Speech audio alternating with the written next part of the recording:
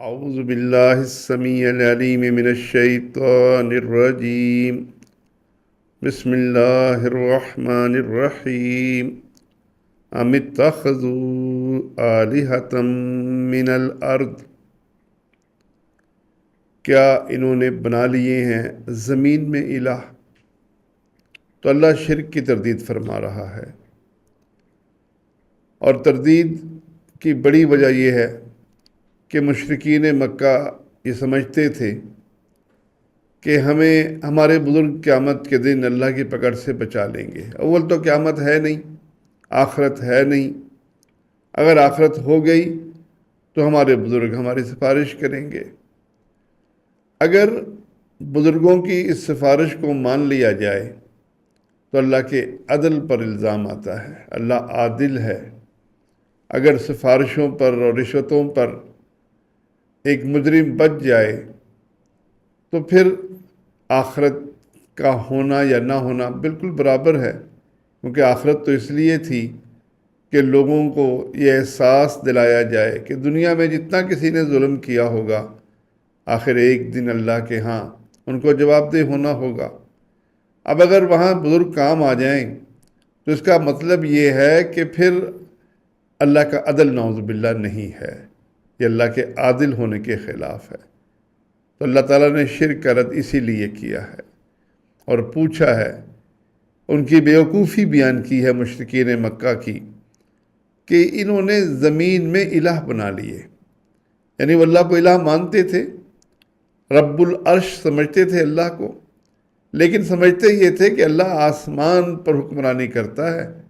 زمین پر حکمرانی کے لیے اللہ نے بہت سے چھوٹے چھوٹے معبود بنائے ہوئے ہیں، وہ لوگوں کے کام آتے ہیں، تو وہ انہوں نے زمین میں معبود بنا لیے۔ ہم ینشرون، اللہ پوچھتا ہے کیا وہ زندہ کر سکتے ہیں؟ کیا زندگی اور موت ان کے اختیار میں ہے؟ کیونکہ زندگی اور موت یہ جس کے اختیار میں نہ ہو وہ معبود ہو ہی نہیں سکتا۔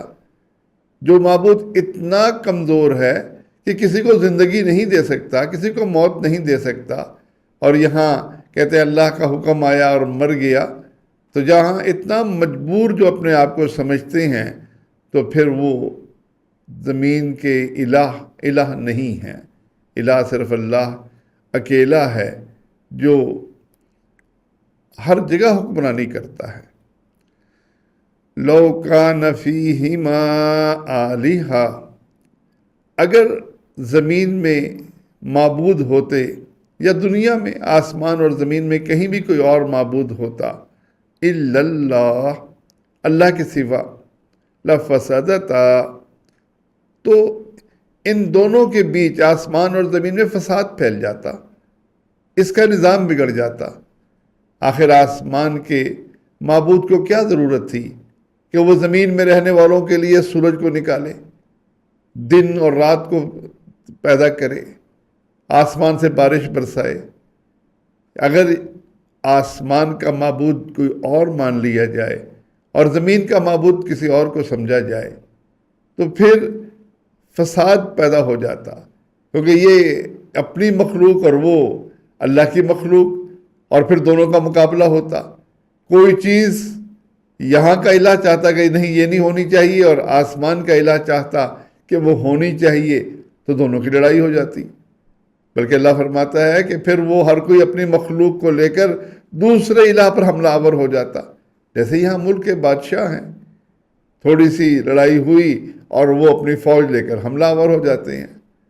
تو اس لیے کائنات میں صرف ایک ہی الہ ہے۔ اگر اس اللہ کے علاوہ کوئی اور الہ ہوتا تو پھر فساد پیدا ہو جاتا۔ فسبحان اللہ، اللہ پاک ہے ان کی باتوں سے۔ یہ جو شرک کی باتیں کرتے ہیں، اللہ کے اندر جو یہ الزام نکالتے ہیں، نعوذ باللہ، کہتے ہیں کہ اللہ جو ہے وہ کامل نہیں ہے حکمرانی میں، اس کو ضرورت ہے چھوٹے چھوٹے معبودوں کی، جیسے حکمرانوں کو ضرورت ہوتی ہے۔ ہمارے حکمران ہیں، انہیں وزیر صنعت بھی چاہیے، وزیر توانائی بھی چاہیے، وزیر صحت بھی چاہیے، وزیر بلدیات بھی چاہیے، کیونکہ ایک شخص سارے نظام نہیں چلا سکتا۔ نعوذ باللہ انہوں نے اللہ کو بھی ایسا ہی جان لیا اور سمجھ لیا کہ اللہ بڑا حکمران ہے، بڑا حاکم ہے، اور یہ چھوٹے چھوٹے جو ہیں اللہ کے بنائے ہوئے، بس یہ بھی کسی کے ذمے کوئی کام، کسی کے ذمے کوئی کام۔ اللہ فرماتا ہے نہیں، میں اکیلا ہوں، پاک ہوں ان کی باتوں سے جو یہ کر رہے ہیں۔ رب العرش، میں عرش کا رب ہوں، عرش عظیم کا پالنے والا، اس کا رب، اس کا مالک اللہ اکیلا ہے۔ اما یصفون، جو یہ صفتیں اللہ کی بیان کرتے ہیں، جو اللہ کے نقائص نعوذ باللہ یہ پیدا کرتے ہیں، کیونکہ جو شخص یقین رکھتا ہے کہ اللہ اکیلا ہی قادر ہے اور کوئی قادر نہیں ہے، اللہ اکیلا ہی السمیع ہے، کوئی اور سننے والا نہیں ہے، کوئی اور العلیم نہیں ہے، تو وہ اللہ اکیلے کی بندگی کرے گا اور وہ اللہ اکیلے کو مشکلات میں پکارے گا۔ اور جو یہ سمجھتا ہے کہ نہیں، یہ ہمارے معبود بھی بہت کچھ کر سکتے ہیں اور یہ ان کو اللہ نے بہت کچھ اختیار دیا ہے، تو پھر یہ اللہ کے اندر نعوذ باللہ ایک کمی تھی جو اللہ نے ان کے ذریعے پوری کی۔ اللہ کہتا ہے کہ میں پاک ہوں ان کی باتوں سے۔ لا یسأل عما یفعل، نہیں وہ پوچھا جاتا جو بھی وہ کرے، وَهُمْ يُسْأَلُونَ، اور یہ پوچھے جائیں گے۔ یعنی جو ذات ایسی ہو کہ جس سے سوال کیا جائے کہ تو نے یہ کیوں کیا، وہ الہ نہیں ہو سکتا۔ اس لیے اللہ نے اپنی صفت بیان کی کہ وہ جو کر دے، کسی کی ضرورت نہیں کہ اس سے سوال کرے، اس سے پوچھے اللہ تو نے کیوں کیا۔ اللہ نے بستیوں کی بستیاں ہلاک کی، بلکہ جب ایک قوم کو ہلاک کر کے اللہ فرماتا ہے کہ کسی کے اندر یہ جرت نہیں تھی کہ وہ ان کا بدلہ لے سکے، نہ وہ خود بدلہ لینے کے قابل تھے، تو اس سے کوئی سوال نہیں کر سکتا۔ اور اس کے سوا جتنے بھی ہیں، وہ انبیاء ہوں، وہ اولیاء اللہ ہوں، وہ فرشتے ہوں، اللہ ان سے سوال کرے گا۔ قرآن مجید کے اندر تذکرہ ہے عیسیٰ ابن مریم سے حشر کے دن اللہ پوچھے گا کہ کیا تو نے ان کو تعلیم دی تھی کہ تم اللہ کی بجائے مجھے اور میری ماں کو اپنا معبود بنا لینا؟ اور وہ کہیں گے اللہ تو پاک ہے، میں نے ایسی کوئی بات نہیں کی۔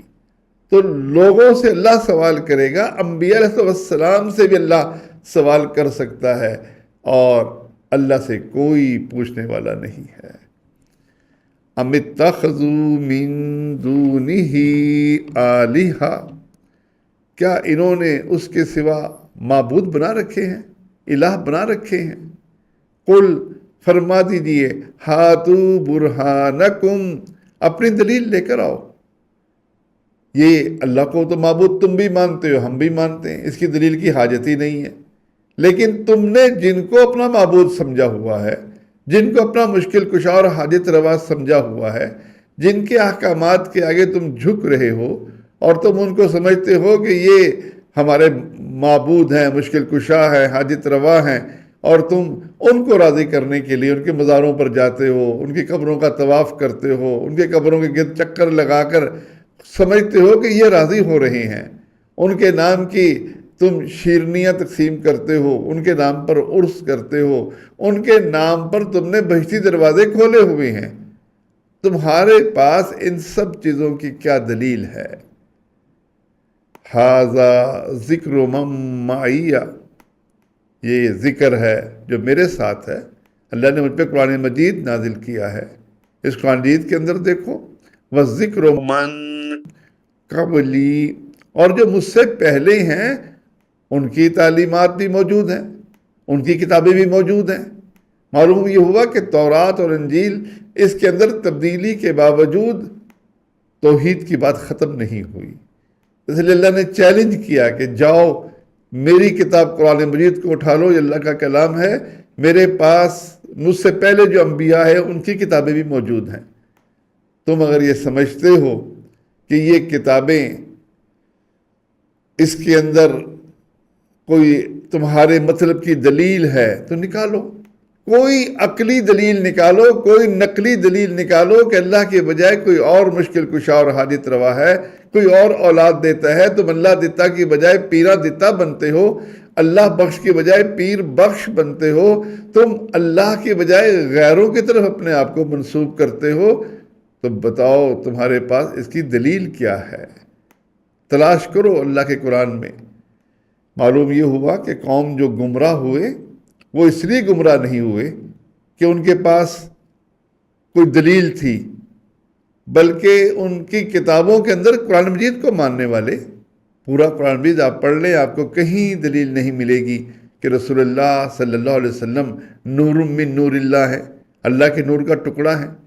کہیں آپ کو دلیل نہیں ملے گی کہ رسول اللہ صلی اللہ علیہ وسلم قادر مطلق ہیں، جو چاہتے ہیں کرتے ہیں، ان کے اختیار میں سب کچھ اللہ نے دے دیا ہے۔ آپ کو کہیں دلیل نہیں ملے گی۔ اب یہ گمراہ کیوں ہوئے؟ اللہ فرماتا ہے بل اکثرہم لا یعلمون الحق، ان کی اکثریت حق کو جانتی ہی نہیں، وہ غور و فکر ہی نہیں کرتی، وہ سوچتی اور سمجھتی ہی نہیں۔ اب ہمارے ہاں جو لوگ شرک کے داعی ہیں، انہوں نے قرآن مجید کو جو حیثیت دی ہوئی ہے وہ صرف اتنی ہے کہ تبرک کے لیے صبح اٹھ کر 1-2 رکوع پڑھ لیے، اس کو چوم اور چاٹ کر رکھ دیا، اس کو لپیٹ کر جہاں کہیں کوئی فوت ہو گیا وہاں سب کو جمع کر کے اس کا مطالعہ کر لیا، اس کو پڑھ لیا۔ اور پڑھنا سمجھنے کے لیے نہیں ہے، پڑھنا ثواب لینے کے لیے ہے۔ اب دکان کھولی ہے، اب مکان بنایا ہے، اب اس مکان میں برکت ہو جائے، اب اس دکان میں برکت ہو جائے، بچے کی شادی ہے، وہ قرآن مجید کے سائے کے نیچے سے گزر جائے اور اس کو برکت مل جائے۔ یہ برکتوں کی کتاب سمجھ رکھی ہے۔ اللہ فرماتا ہے دلیل ڈھونڈنی ہے تو ڈھونڈو، کہاں سے؟ یہ میرے پاس جو کتاب نازل ہوئی، اللہ نے مجھ پر جو قرآن مجید نازل کیا، اس کو پڑھ لو، اور جو مجھ سے پہلے انبیاء تھے ان کی کتابوں کو پڑھ لو، ان میں سے دلیل ڈھونڈو۔ جب ہم نے ثواب کے لیے پڑھنا ہے تو دلیل کہاں سے ڈھونڈیں گے؟ اللہ فرماتا ہے ان کی اکثریت حق کو جانتی نہیں ہے، فَهُمْ مُعْرِضُونَ، اور وہ اعراض کیے ہوئے ہیں۔ یعنی صرف ان کی نہ جاننے کی وجہ ان کی کم علمی نہیں ہے، جہالت نہیں ہے کہ انہیں کسی نے بتایا نہیں ہے، بلکہ وہ اس سے منہ پھیرے ہوئے ہیں، روگردانی کیے ہوئے ہیں، اعراض کیے ہوئے ہیں۔ یہ اعراض کفر ہے کہ آدمی اس کلام کو اپنی ضرورت ہی نہ سمجھے۔ اس کے اندر اللہ نے کس بات کی دعوت دی، کس بات سے منع کیا، کس چیز کا حکم دیا، آدمی اس سے غرضی نہ رکھے اور وہ اپنی زندگی گزارنے کے لیے سمجھے کہ میں آزاد ہوں، تو یہ اعراض ہے، اور یہ اعراض کفر ہے۔ اس لیے اللہ فرماتا ہے کہ ان کی گمراہی کی وجہ ان کی جہالت نہیں، ان کا اعراض کرنا ہے، ان کا دین سے منہ پھیرنا ہے، اس کو اپنی ضرورت ہی نہ سمجھنا ہے۔ کاروبار کرنا ہے، کیسے کرنا ہے؟ جیسے دل چاہے گا۔ زندگی بسر کرنی ہے، کیسے کرنی ہے؟ جیسے دل چاہے گا۔ اللہ نے کس بات کا حکم دیا، کس بات سے منع کیا، کیسے تعلیمات دی ہیں۔ جب آخرت کا تصور صحیح نہیں ہوگا، مرنے کی بعد کی زندگی کے بارے میں انسان کو فکر نہیں ہوگی، تو پھر وہ اس دین سے اعراض کرے گا، اس سے منہ پھیرے گا۔ اللہ فرماتا ہے وَمَا أَرْسَلْنَا مِن قَبْلِكَ، ہم نے نہیں بھیجے آپ سے پہلے، مِن رسول، کوئی بھی رسول، إِلَّا نُوحِي إِلَيْهِ، ہم نے مگر ان پر یہ وحی کی، أَنَّهُ لَا إِلَٰهَ إِلَّا أَنَا، کہ کوئی بندگی کے لائق نہیں سوائے میرے، فَاعْبُدُونِ، بس میری بندگی کرو۔ دیکھیے یہ پورے دین کا خلاصہ ہے، انسان کی پوری زندگی کا خلاصہ ہے۔ جو شخص یہ سمجھتا ہے کہ میں نے اللہ کے پاس جانا ہے، موت برحق ہے، میرے بڑے چلے گئے، میرا والد آج دنیا میں موجود نہیں، میرا دادا، میرا پردادا، وہ سب دنیا سے جا چکے اور میں نے بھی چلے جانا ہے، تو پھر اللہ نے ان کے لیے جو پیغام بھیجا ہے وہ لا الہ الا اللہ کا پیغام ہے، کہ دیکھو زندگی کے اندر اللہ کے سوا کسی اور کو معبود نہ جاننا، کسی اور کو اپنی بندگی کے لائق نہ سمجھنا، فَاعْبُدُونِ، بس میری بندگی کرنا، میرے عبادت گزار بننا۔ رسول اللہ صلی اللہ علیہ وسلم اور ہر نبی کی دعوت اللہ کہتا ہے یہی تھی۔ آپ صلی اللہ علیہ وسلم جب مکے میں دعوت دیتے تھے آپ نے یہی کہا تھا، لا الہ الا اللہ کہہ دو نجات پا جاؤ گے۔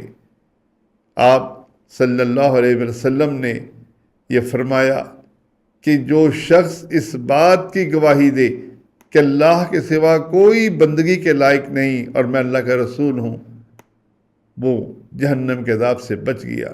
صحیح مسلم کی روایت ہے۔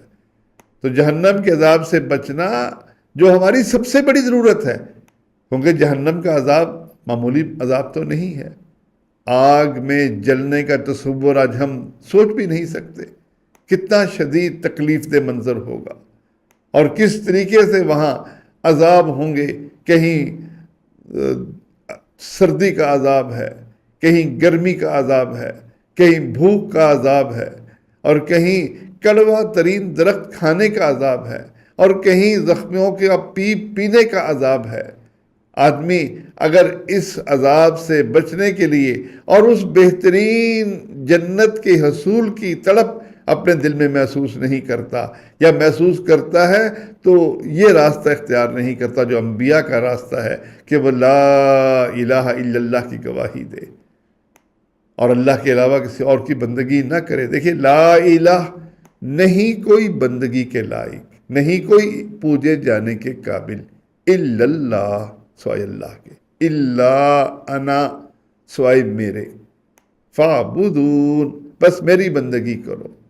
اب اللہ کے سوا کوئی بندگی کے لائق نہیں، اور بندگی ہے کیا؟ التحیات للہ والصلوات والطیبات، قولی، مالی، بدنی۔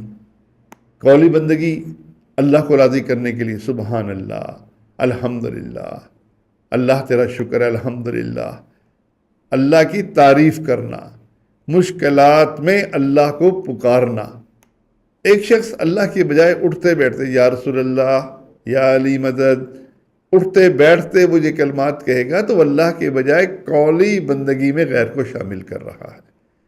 ایسے مالی بندگی ہے، مال خرچ کرنا ہے اللہ کو راضی کرنے کے لیے، اس لیے کہ اللہ خوش ہو جائے اور خوش ہو کر مجھے جہنم کے عذاب سے بچا کر جنت میں داخل کر دے۔ اب مالی بندگی اللہ کے بجائے کسی اور کے نام کی شروع کر دے کہ وہ یہ کس نام پہ کر رہے ہو، یہ جی حسین کے نام کی سبیل ہے، یہ رسول اللہ صلی اللہ علیہ وسلم کے نام کی سبیل ہے، یہ نظر اللہ ہے، نیاز حسین ہے۔ اب وہ سمجھتے یہ ہیں کہ سیدنا حسین رضی اللہ عنہ کو ہم راضی کر لیں، ہمارے بچے ٹھیک رہیں گے، گھر میں برکت ہوگی۔ اب یہ مالی بندگی ہے۔ ایسے بدنی بندگی ہے، قیام اللہ کے لیے، رکوع اللہ کے لیے، سجدہ اللہ کے لیے، طواف اللہ کے لیے۔ اور آدمی یہ بدنی بندگی کسی پیر کی شروع کر دے کہ بہشتی دروازے سے گزرے گا اور اسے جنت ملے گی، اس کے لیے محنت شروع کر دے۔ وہ کسی قبر پہ جائے، اس کا نمک چاٹنے لگ جائے، اس کا طواف شروع کر دے، تو یہ بدنی بندگی ہے۔ اور یہ کہنا لا الہ کی نفی ہے۔ اللہ نے پہلے نفی کروائی ہے کہ لا الہ کوئی بندگی کے لائق نہیں، نہ قولی، نہ مالی، نہ بدنی۔ اور ایسے ہی اطاعت، غیر مشروط اطاعت صرف اللہ کی، اللہ کے حکموں کے آگے جھکنا اللہ کی بندگی ہے۔ اللہ کے حکم چاہے وہ معیشت کے بارے میں ہو، معاشرت کے بارے میں ہو، والدین کی بات مانتا ہے، ان کا ادب کرتا ہے، ان کے آگے جھکتا ہے، یہ اللہ کی بندگی ہے، والدین کی بندگی نہیں ہے۔ اولاد کی تربیت کرتا ہے، ان پہ خرچ کرتا ہے، یہ اللہ کی بندگی ہے۔ بیوی کے اوپر خرچ کرتا ہے، اسے ہنس کر بولتا ہے، یہ اللہ کی بندگی ہے، یہ اللہ کے احکامات کی اطاعت ہے۔ زندگی پوری کی پوری، ہماری تخلیق کا مقصد ہی یہ ہے۔ اللہ فرماتا ہے کہ ہم نے وما خلقت الجن والانس الا لیعبدون، میں نے جن اور انس کو اپنی بندگی کے لیے پیدا کیا ہے۔ اب یہ بندگی کیسے ہوگی؟ اللہ کے حکموں کے تابع ہو کر۔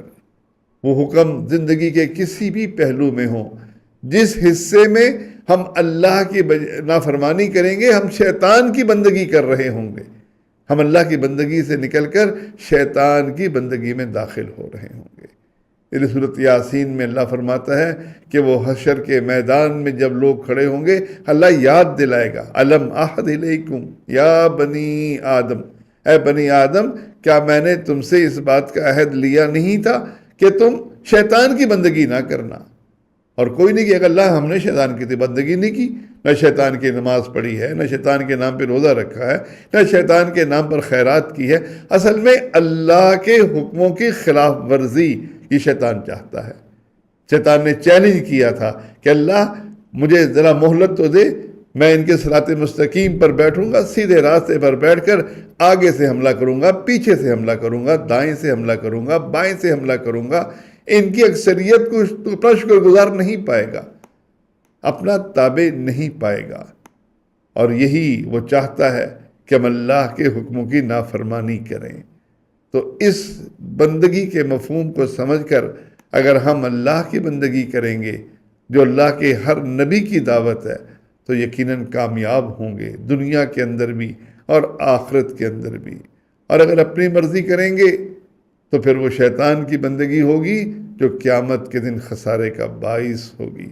اللہ مجھے اور آپ کو اس بات کی توفیق دے کہ ہم اللہ کی بندگی کرنے والے، اسی کے آگے جھکنے والے اور اسی کے حکموں پہ چلنے والے بن جائیں۔ آمین یا رب العالمین۔